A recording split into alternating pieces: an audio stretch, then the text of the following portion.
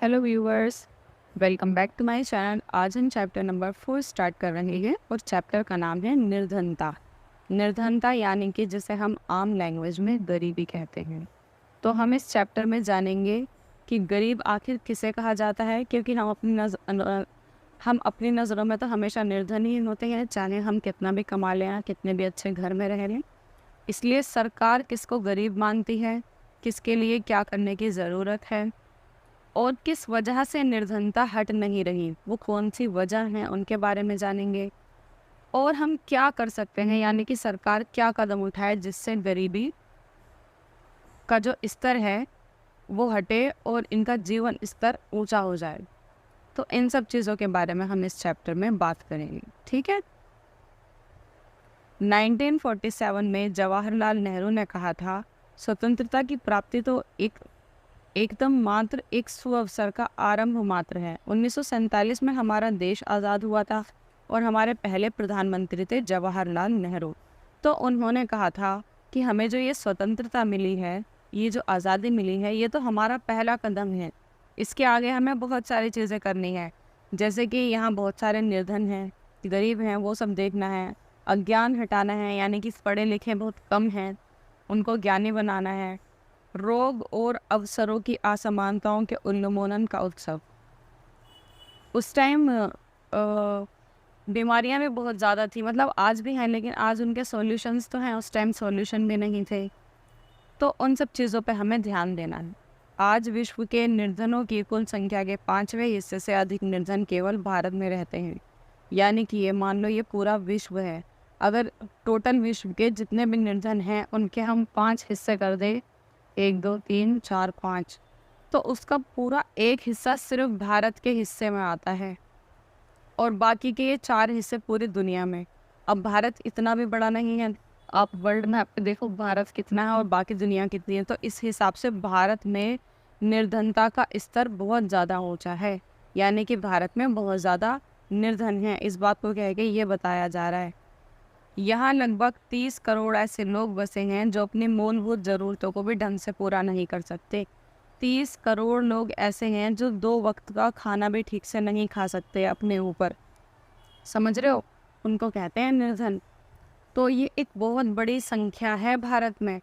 मोटे तौर पर निर्धनता ऐसी दशा को मानी जाती है जिसमें सभी व्यक्ति बचना चाहते हैं, अतः निर्धनता निर्धन तथा धनी दोनों के लिए विश्व को बदलने का आह्वान है, ताकि अधिक से अधिक लोगों के पेट भर भोजन नसीब हो सके, सिर छुपाने की बेहतर जगह मिल सके, चिकित्सा व शिक्षा की सुविधाएं प्राप्त हो सके, हिंसा से उनका बचाव हो सके और अपने समाज के घटनाक्रम में उनकी आवाज़ भी सुनाई हो सके।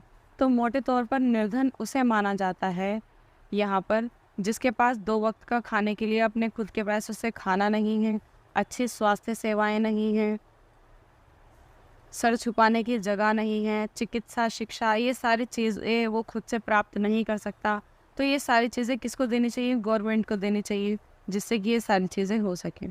खैर, अभी हम जानने की कोशिश करते हैं कि सरकार की नज़र में या फिर एक अर्थशास्त्री जो बताते हैं उनके हिसाब से निर्धन कौन है। प्राय सभी क्षेत्रों में, गाँवों और शहरों में कुछ लोग धनी तो कुछ लोग निर्धन होते हैं, ये तो हमें पता है।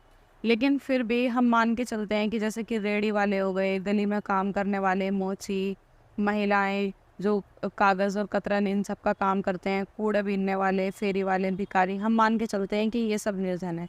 लेकिन एक्चुअल में ये सब भी पूरे तरीके से निर्धन नहीं होते।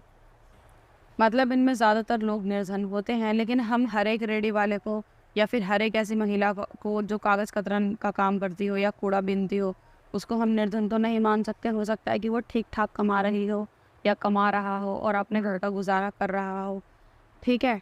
तो फिर हम आखिर निर्धन किसे माने?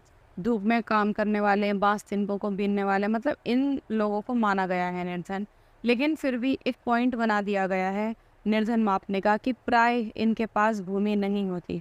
प्राय यानी कि ज़्यादातर लोग ऐसे होते हैं निर्धन जिनके पास भूमि नहीं होती, वो किराए पर रहते हैं या फिर झुग्गी झोपड़ी ढाल लेते हैं किसी भी जगह पर, ऐसी जगह पर रहते हैं जिन्हें उन्होंने ख़रीदा नहीं होता, तो इनकी खुद की कोई भूमि नहीं होती, ठीक है। ज़्यादातर, सभी कंडीशंस में नहीं, इसलिए प्राय लिखा गया है। कितनों को ही दिन में 2 बार खाने के लिए भोजन भी नहीं मिल पाता। एक टाइम अगर खा लिया तो दूसरे टाइम का पता भी नहीं रहता कि खा सकते हैं या नहीं।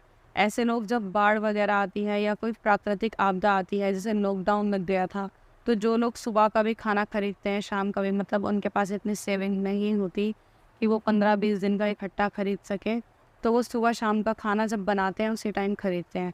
तो ऐसे टाइम में सबसे ज़्यादा जो गरीबी की मार झेलते हैं, सबसे ज़्यादा जो प्रताड़ित होते हैं, वो ऐसे ही समाज के लोग होते हैं, क्योंकि इनके पास एक वक्त से दूसरे वक्त का भी पता नहीं रहता और प्राकृतिक आपदा वगैरह के टाइम पर इनकी बिल्कुल जो जीवन है वो बिल्कुल ख़राब हो जाता है, क्योंकि रोज़ का कमाते हैं, रोज़ का खाते हैं।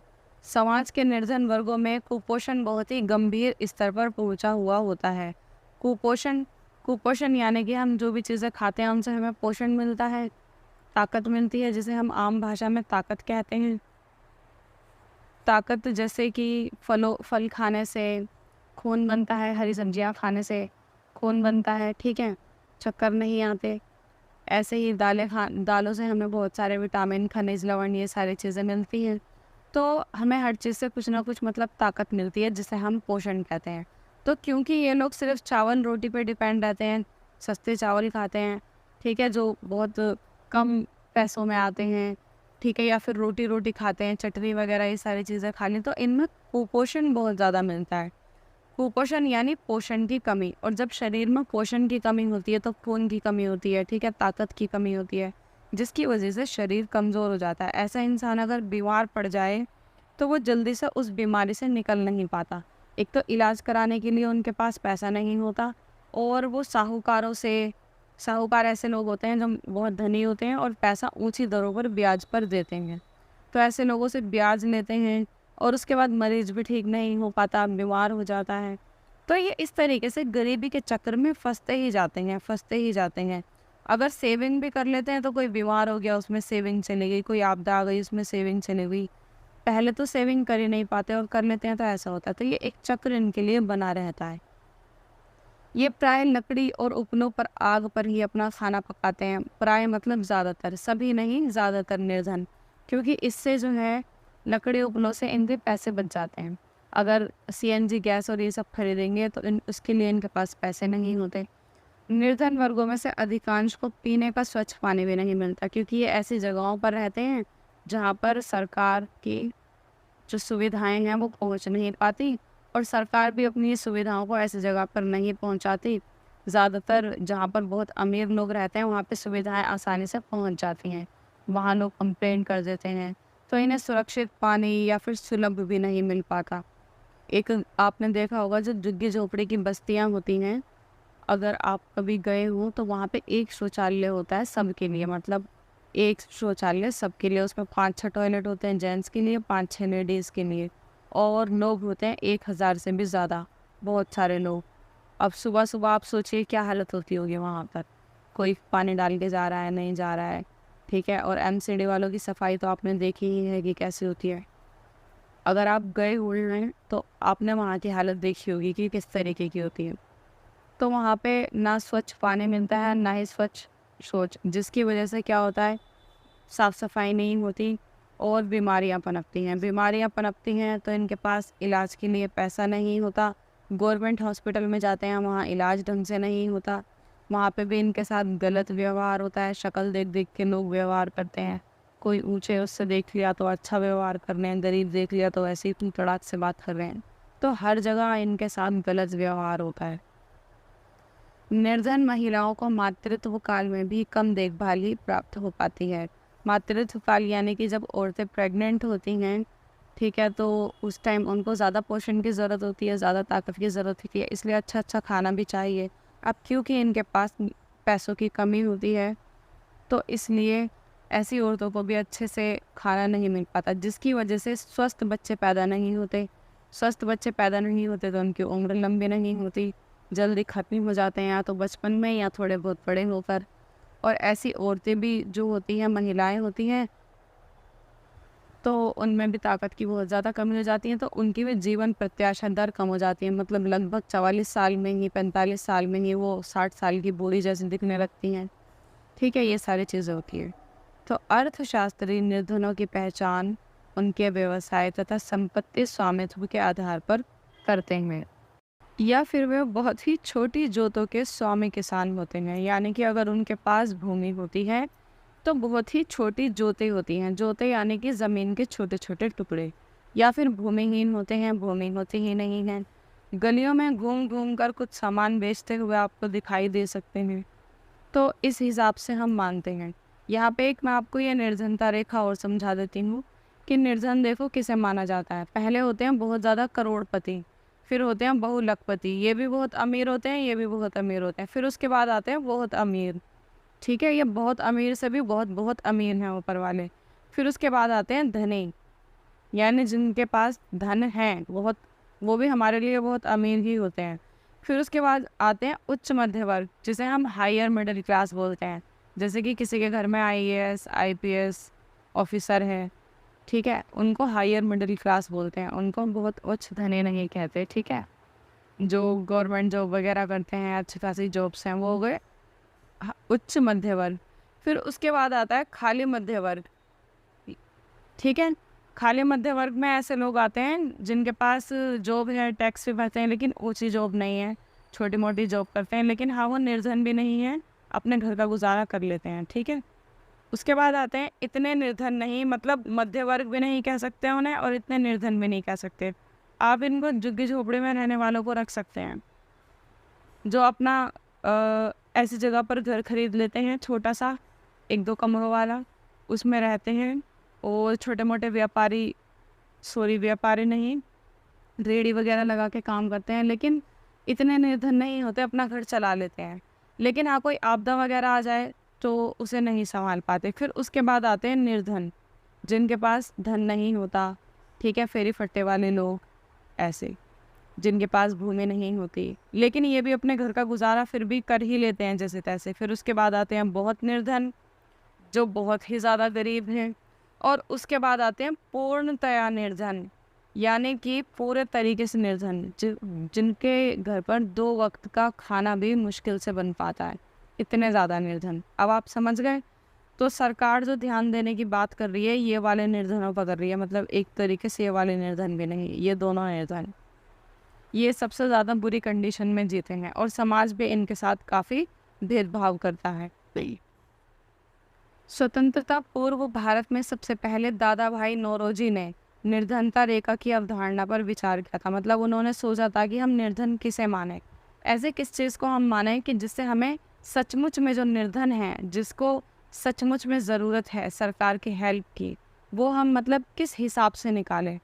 तो उन्होंने जेल में कैदियों को दिए जा रहे भोजन की बाजार कीमत का मूल्यांकन किया था कि जेल में जो लोग खाना खाते हैं कैदी, उनका बाजार मूल्य क्या होगा, क्योंकि वो बहुत सस्ता खाना होता है। लेकिन उससे भी नहीं निकाल सके, क्योंकि उसमें सारे लोग बड़े होते हैं और जबकि जो घर में होते हैं उसमें बच्चे होते हैं, और बच्चों की तो भूख काफ़ी आधी होती है बड़ों के मुकाबले। लेकिन फिर भी उन्होंने इसका एक फ़ॉर्मूला निकाल लिया और फ़ॉर्मूला ये था। तो इस हिसाब से फॉर्मूला ये निकला कि जनसंख्या के इन 3 खंडों के उपभोग के भारित औसत को औसत निर्धनता रेखा का मान माना गया। ये जेल के वयस्कों की निर्वाह लागत का 3/4 था। मतलब जितनी लागत जेल में लग रही थी खाने में, उसका 3/4 हिस्सा। और स्वतंत्रता प्राप्ति के बाद भारत में निर्धन जनानुपात के आंकलन के कई प्रयास हुए, जिसमें योजना आयोग, जिसे अभी हम नीति आयोग कहते हैं, ये बताता है कि कितने निर्धन हैं, क्या कार्य चल रहे हैं, क्या क्या चल रहा है, क्या नहीं चल रहा, द्वारा इस कार्य के लिए 1962 में एक अध्ययन दल का गठन किया गया। और 1979 में भी एक अन्य दल, जिसे हम प्रभावी उपभोग मांग और न्यूनतम आवश्यकता अनुमान कार्य बल गठित हुआ। ये सब उनके नाम हैं जो संगठन बनाए गए गरीबी से निपटने के लिए। ठीक है, 1962 में, 1979 में, ये सब अनेक विशेषज्ञ दल गठन इसी कार्य के लिए। फिर 1989 में, 2005 में, मतलब बहुत सारे गठन बनाए गए सरकार की तरफ से। किन के लिए? इनके लिए जो पूर्णतया निर्धन है, जो बहुत निर्धन है और जो खाली निर्धन है, इन तीनों के ही लिए। और कहाँ गए ये वाले भी, ये वाले भी और ये वाले भी, लेकिन ज़्यादा ध्यान तो इन पे ही देना है। ठीक है, इसके बाद तो निर्धनता का वर्गीकरण भी ऐसे किया गया कि एक तो वो होते हैं जो सदा ही निर्धन रहते हैं, हमेशा ही निर्धन रहते हैं, और एक होते हैं जो सामान्यतः निर्धन रहते हैं, मतलब कभी कभी निर्धन रहते हैं। सदा निर्धन रहने वाले तो हमेशा ही निर्धन रहते हैं, इनके पास कुछ नहीं होता। सामान्यता में ऐसे होते हैं कि जैसे 6 महीने, साल के 6 महीने काम मिल गया तो उसमें अच्छा खासा कमा लिया, फिर 6 महीने काम नहीं मिल पाया तो इनको सेविंग करने का मौका नहीं मिल पाता। तो जो सेविंग की थी 6 महीने में, फिर उनको बैठ के खा लिया, तो इसलिए ये कभी ठीक हो जाते हैं, कभी निर्धन हो जाते हैं। इसमें आते हैं अनियत मजदूर। अनियत मजदूर मतलब जिनको पूरे साल काम नहीं मिल पाता, जैसे कि अभी मैंने आपको बताया। ठीक है, इन दोनों वर्गों को मिलाकर हम कहते हैं चिरकालिक निर्धन। किन दोनों को? वो निर्धन भी जो हमेशा निर्धन रहते हैं, और वो निर्धन भी जो सामान्यतः निर्धन हो जाते हैं, दोनों को मिलाकर कहते हैं हम चिरकालिक निर्धन, जो निरंतर निर्धन और गैर निर्धन वर्गों के बीच झूला झूलता रहते हैं। ठीक है, कि कभी निर्धन हो जाते हैं, कभी निर्धन नहीं होते। खैर, हम आ जाते हैं यहाँ पर। अब वो जो निर्धनता रेखा का आंकलन अभी 3/4 के हिसाब से किया था, उसका आंकलन कुछ इस प्रकार निकला। उसे हमने मौद्रिक में बदल दिया, मतलब पैसों में। किस तरीके से वो हमने बदला? न्यूनतम कैलोरी उपभोग के हिसाब से। कैलोरी क्या होती है? कैलोरी होती हैं हम दिन में जो भी खाते हैं उसमें कुछ ना कुछ ताकत होती है। ठीक है, जैसे रोटी खाई तो अलग ताकत मिलेगी, यहाँ तक कि पानी में भी ताकत होती है, लेकिन बहुत कम। तो हम जो भी खाते हैं उसमें क्या होती है? ताकत होती है। उस ताकत को हम बदल देते हैं मौद्रिक मान में। ठीक है, 1 to 3 में बदल देते हैं। तो उस ताकत को जब हम 1 to 3 में बदल देते हैं नंबर्स में, तो उसको हम कहते हैं कैलोरी। तो ये कैलोरी वाला सिस्टम क्या है? ये है कि प्रति व्यक्ति आय का निर्धारण करने की विधि। इसके अनुसार ग्रामीण व्यक्ति को डेली 2400 कैलोरी की ज़रूरत होती है, क्योंकि ग्रामीण व्यक्ति मेहनत ज़्यादा करता है, शारीरिक मेहनत। ठीक है, जबकि शहर में रहने वाला व्यक्ति ऐसे काम ज़्यादा करता है जो कि शारीरिक रूप से कम होते हैं और बोलने के या फिर दिमागी रूप से ज़्यादा होते हैं। जॉब वगैरह, जो वैसी जॉब होती है ऑफिस में बैठने वाली, ठीक है, इस तरीके की, जिसमें कैलोरी कम खर्च होती हैं, तो उनके लिए 2100 कैलोरी रखी गई। तो गांव में 2400 कैलोरी और शहरों में 2100 कैलोरी। इसमें महिलाओं के लिए अलग है। शहरी महिलाओं के लिए 1800 कैलोरी, और ग्रामीण जो महिलाएं हैं उनके लिए 2000 कैलोरी, क्योंकि ग्रामीण जो महिलाएं हैं उनका काम शहर की औरतों से थोड़ा ज़्यादा रहता है। उनके घर बड़े होते हैं, साफ़ सफाई ज़्यादा होती है, मतलब जो घरेलू औरतें हैं उनके लिए। ठीक है, वर्ष 2011 और 12 के हिसाब से हम बता रहे हैं। 2011 और 12 में लास्ट जनगणना हुई थी, तो उस हिसाब से सरकार ने ये तय किया कि जो व्यक्ति 816 रुपये महीने के उपभोग के रूप में शहरों में 1000 रुपये, गाँव में 816 और शहरों में 1000 रुपये अगर खर्च करता है हर महीने के, या फिर कमाता है, तो वो व्यक्ति इतने कमाता है या इससे कम, तो वो निर्धन माना जाएगा। 1000 रुपये महीने के बताए जा रहे हैं यहाँ पे। तो इस हिसाब से तो कोई भी व्यक्ति निर्धन निकलना ही नहीं चाहिए, लेकिन फिर भी हमारे देश में लगभग 30 करोड़ लोग निर्धन निकल आए हैं। तो सोचिए वो किस हालत में जी रहे होंगे। ये 816 और 1000 रुपये ना महीने के बताए जा रहे हैं।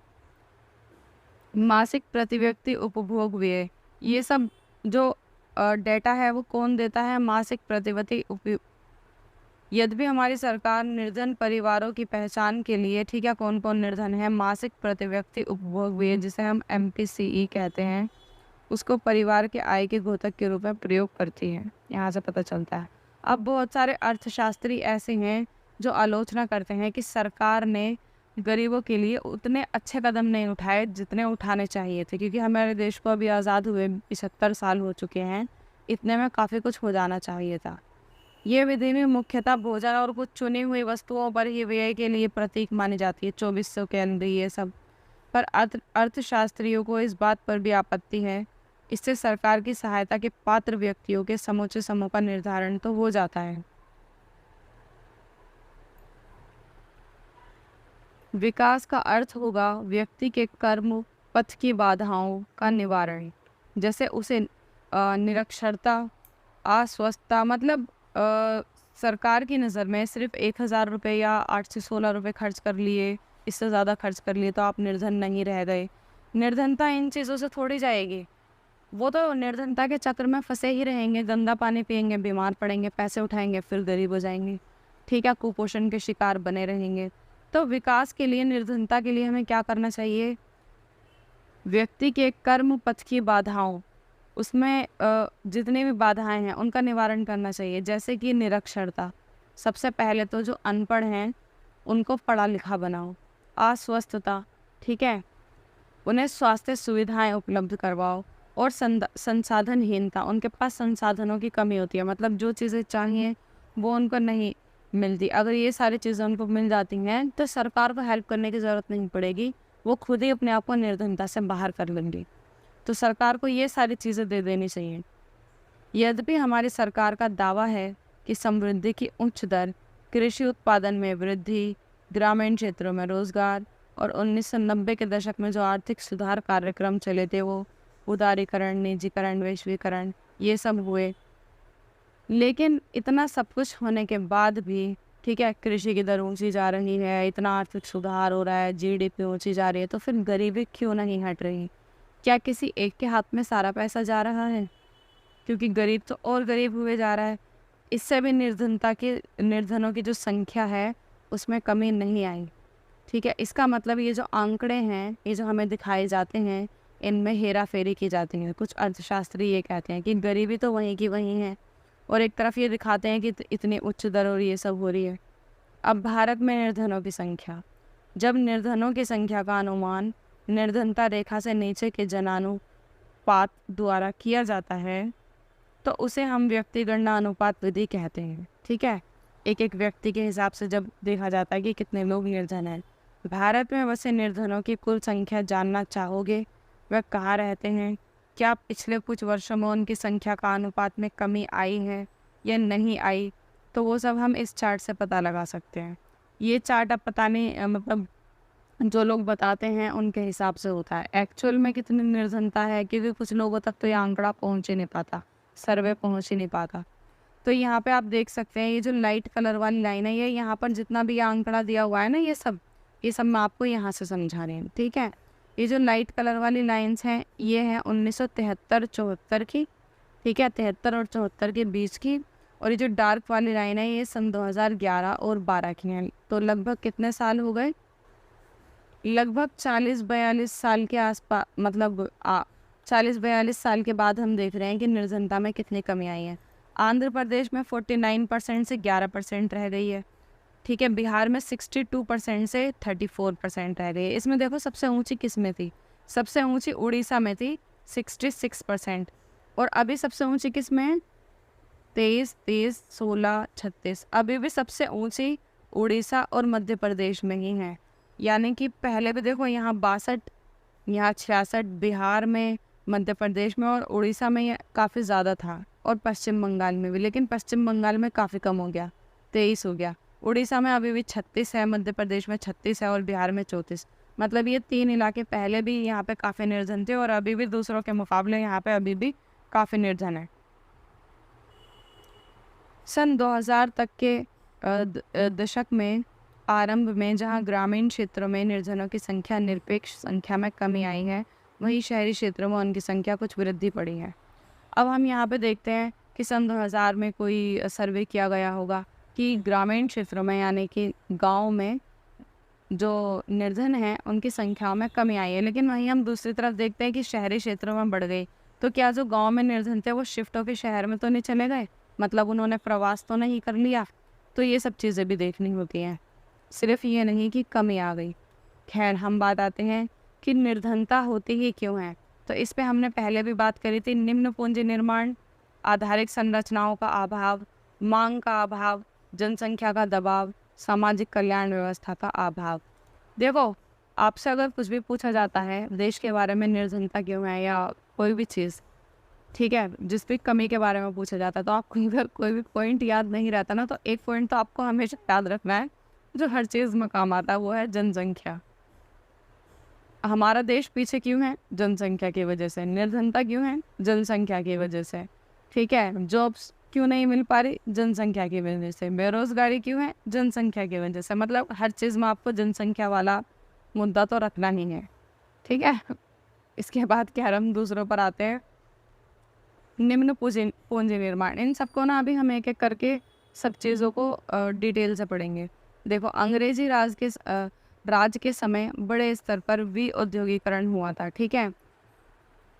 औद्योगिकरण यानी कि बहुत सारी फैक्ट्रियाँ, ये सारी चीज़ें लगी थी। लेकिन इंग्लैंड में लंकाशायर विनिर्मित सूती कपड़े के आयात ने काफ़ी मात्रा में स्थानीय उत्पादन को विस्थापित कर दिया और भारत कपड़े के स्थान पर सूती धागों का निर्यातक होकर रह गया। देखो अंग्रेज़ों ने क्या करा था, अंग्रेज़ों के दो एम थे।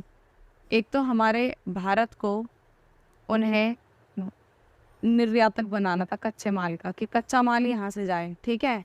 दूसरा, अपने देश में माल तैयार करवा के पक्के माल के लिए बाज़ार भी उनको यहीं चाहिए था, कि उनका पक्का माल यहाँ पे बिके। मतलब 2 रुपये में वो हमसे माल खरीदेंगे, फिर उसी माल को एक टी शर्ट बना देंगे, उस टी शर्ट को 200 रुपये में हमें ही बेचेंगे। तो ये था उनका मोटिव, जो जिसमें वो सफल भी रहे। तो यहाँ पर तो वो कुछ इतना अच्छा करते नहीं, तो उन्होंने हमें एक बाज़ार और कच्चे माल का निर्यातक बना के छोड़ दिया, जिस वजह से हम आज तक नहीं संभल पाए। और हमारे देश की 70% जनसंख्या उस टाइम कृषि पर आश्रित थे। आज भी काफ़ी परसेंट है, आज भी आधे से ज़्यादा कृषि पर ही आश्रित है। तो इस वजह से निर्धनता ज़्यादा थी, बढ़ने का मौका नहीं मिला। भारत में अंग्रेज़ी राज का मुख्य उद्देश्य तो यही था कि भारत को अपने निर्यात के लिए एक निर्यात बनाना और उनको बाज़ार मिल जाए, जैसा अभी मैंने बताया। ब्रिटिश राज ने करोड़ों भारतीयों को निर्धन बना दिया, हमारे प्राकृतिक संसाधनों को लूटा, उद्योगों को सस्ते दामों पर अपना उत्पादन अंग्रेज़ों के हाथ में हमें बेचना पड़ा। क्योंकि जो उद्योग यहाँ पे लगाना चाहते थे, आगे बढ़ना भी चाहते थे, बहुत कुछ करना चाहते थे, तो वो कुछ ऐसे नियम बना दिया करते थे, जैसे मोटा टैक्स लगा दिया, आप तो कौन करेगा निर्यात, ठीक है। इन चीज़ों पे टैक्स इतना वो ज़्यादा लगा देते थे कि बचत ही नहीं होती थी, मजबूरन लोगों को कृषि में ही लगना पड़ता था। कृषि वो कपास वगैरह की करवाते थे, क्योंकि उनको कपड़ा उद्योग के लिए कच्चा माल चाहिए होता था। तो उन्होंने खूब लूटा, जिस वजह से निर्धनता है, ठीक है।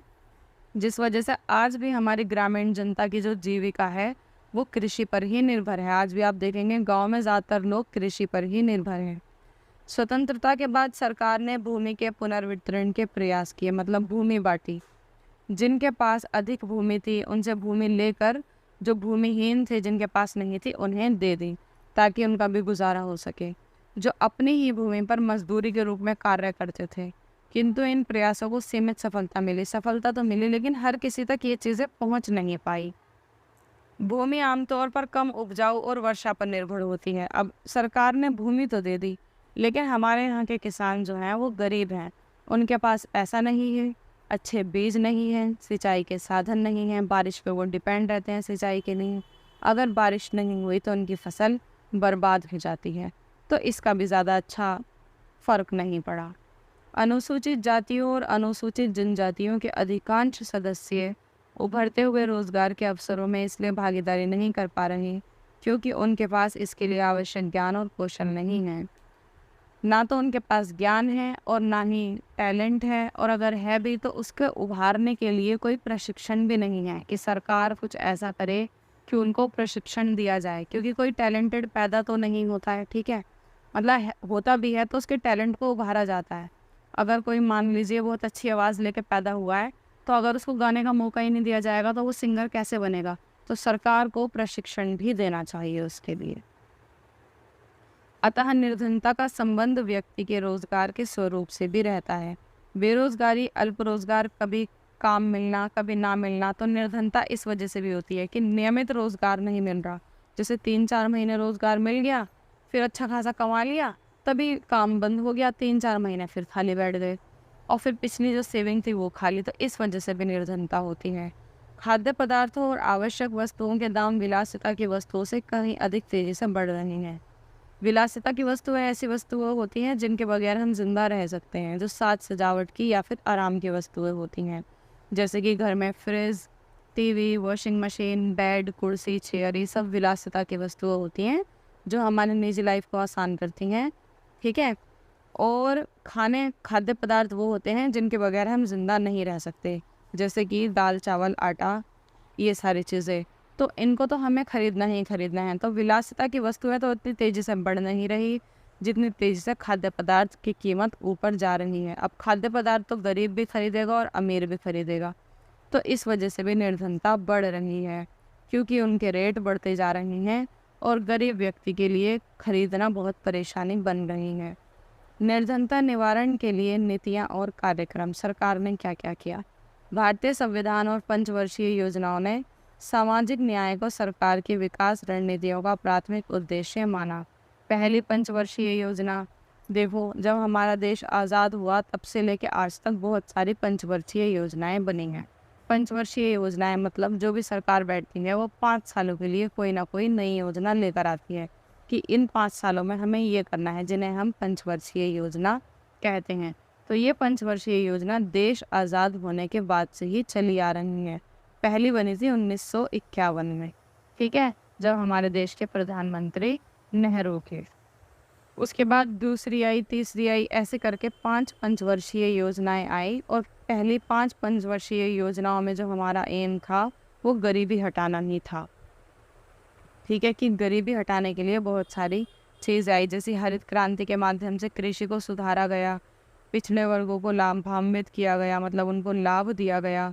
बहुत सारे कार्यक्रम आए, ऐसे कार्यक्रम कि काम के बदले अनाज दिया जा रहा है, जैसे कि ये इन क्षेत्र में ये जो लोग हैं ये बहुत निर्धन हैं, ये काम कर रहे हैं, अभी ये काम ऐसा कर रहे हैं कि इस जगह को साफ़ करना है, तो ये जगह साफ़ हो जाएगी, फिर सरकार यहाँ पे कोई स्कूल या फिर हॉस्पिटल बना देगी, ठीक है।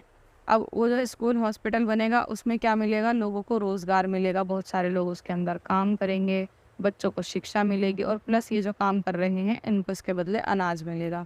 तो इस तरीके की सरकार ने चीज़ें चलाई है। 1970 के दशक में चलाया गया था काम के बदले अनाज योजना, ठीक है।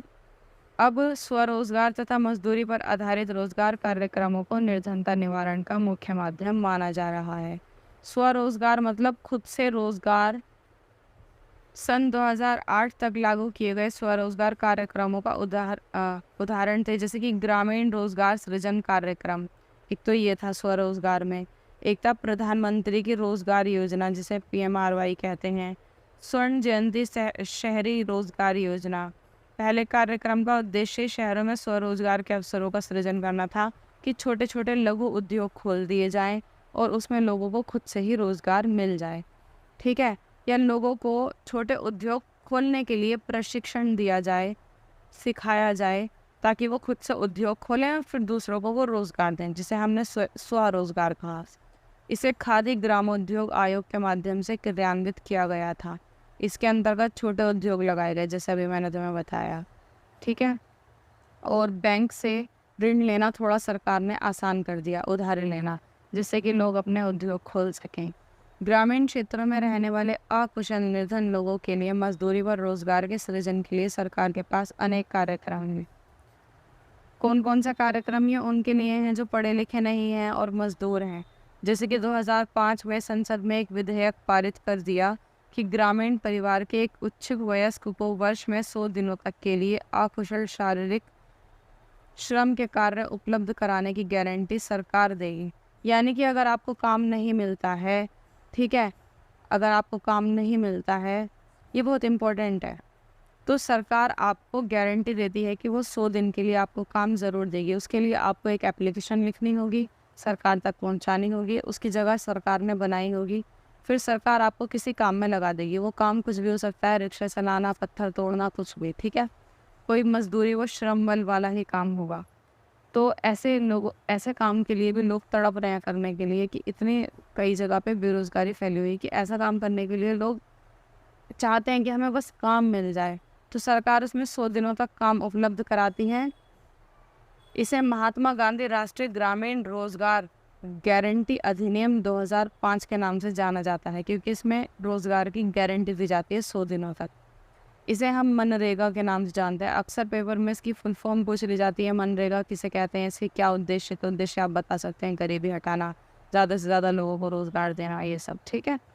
इस अधिनियम के अंतर्गत जो भी निर्धन निर्धारित न्यूनतम मजदूरी पर काम करने को तैयार हो, वह इस कार्यक्रम चलाया जा रहा हो वह रिपोर्ट कर सकता है, ठीक है। 2018-19 में 5 करोड़ परिवारों को 5 करोड़ लोगों को मतलब काम दिया गया है इसी के तहत।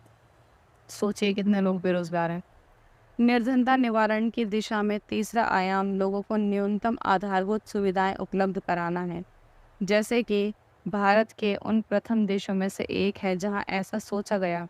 सस्ता अनाज, शिक्षा, स्वास्थ्य, जल आपूर्ति, स्वास्थ्य, स्वच्छता, सामाजिक उपयोग आवश्यकताओं पर सार्वजनिक व्यय लोगों के जीवन स्तर में सुधार कर सकता है। अगर ये सारी चीज़ें सरकार प्रोवाइड करा देती हैं निर्धन एरियाओं में, तो उनकी निर्धनता में थोड़ी कमी आ जाएगी। क्या क्या? सस्ता अनाज, जैसे कि सरकार ने कर भी रखा है, वो 2 रुपये किलो वाला अनाज जो मिलता है राशन की दुकानों पर गरीबों को। उसके बाद शिक्षा, लेकिन वो भी एक्चुअल जो गरीब सच में हैं उन तक पहुँच नहीं पाता, जिसके लिए सरकार ने गवर्नमेंट स्कूल खोल रखे हैं। स्वास्थ्य है, जिसके लिए गवर्नमेंट हॉस्पिटल, डिस्पेंसरी ये सब खोली हुई हैं, लेकिन वो बात अलग है कि काम अच्छे से नहीं हो पाता।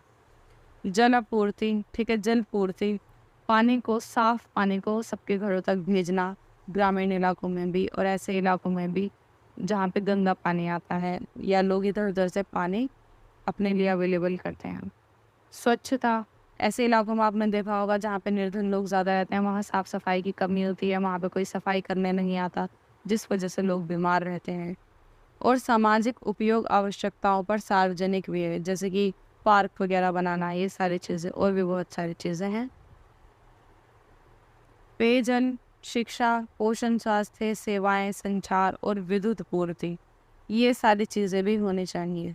बिजली, पानी, सब। निर्धनों के खाद्य उपयोग और पोषण स्तर को प्रभावित करने वाले 3 प्रमुख कार्यक्रम ये हैं। कौन कौन से कार्यक्रम हैं जो निर्धनों को खाद्य उपभोग करवाते हैं, पोषण स्तर को सुधारते हैं? वो ये हैं।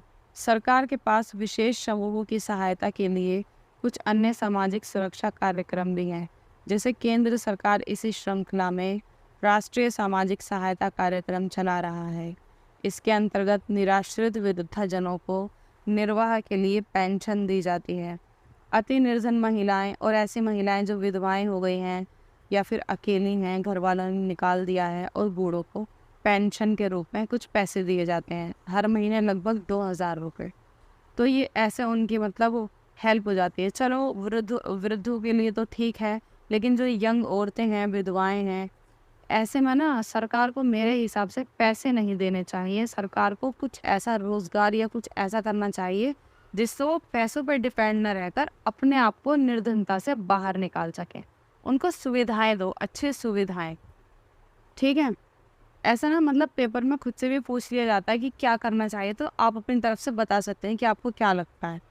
वर्ष 2014 से प्रधानमंत्री जन धन योजना, जैसे नाम से तो ऐसा लगता है जन धन योजना जैसे धन धन बहुत सारा धन बरस जाएगा, लेकिन एक्चुअल में जन धन योजना है एक ऐसी योजना जिसमें सबके बैंक अकाउंट खुलवाए गए। बैंक अकाउंट इसलिए खुलवाए गए जैसे कि हर महीने जो 2000 रुपये पेंशन के रूप में आ रहे हैं, या बहुत सारी चीज़ें ऐसी होती हैं जिसमें स्कूल के बच्चों को स्कॉलरशिप या बहुत सारी चीज़ों के रूप में पैसे दिए जाते हैं ताकि वो डायरेक्ट उनके बैंक अकाउंट में जा सकें। अब इसकी मैं एक ख़राब बात आपको बताऊं, पहले जब स्कूल के बच्चों को स्कॉलरशिप स्कूल से मिलती थी तो वाकई में बच्चों के हाथ तक आ जाती थी। अभी बच्चे एक दूसरे से पूछते फिरते हैं, तेरी स्कॉलरशिप आ गई, तेरी स्कॉलरशिप आ गई। 10 बच्चों ने फॉर्म भरा है तो 2 की आ गई है, 8 लटके हुए हैं, मेरी तो नहीं आई। अब उसको ये भी नहीं पता कि शिकायत कहाँ जाके करूँ। टीचर्स बोल देते हैं हमारे पास नहीं है, आपके स्कूल आपके बैंक अकाउंट में आएंगी। तो ये मतलब मैं देखती हूँ अपने आसपास बच्चों को, तो ये सब चीज़ें हो रही हैं। तो ये इससे अच्छा पहले ही ठीक था। तो सारी योजनाएं इस तरीके से वर्क नहीं करती जितनी अच्छी है सुनने में लगती हैं कि सरकार ने ये योजनाएं चलाई हुई हैं।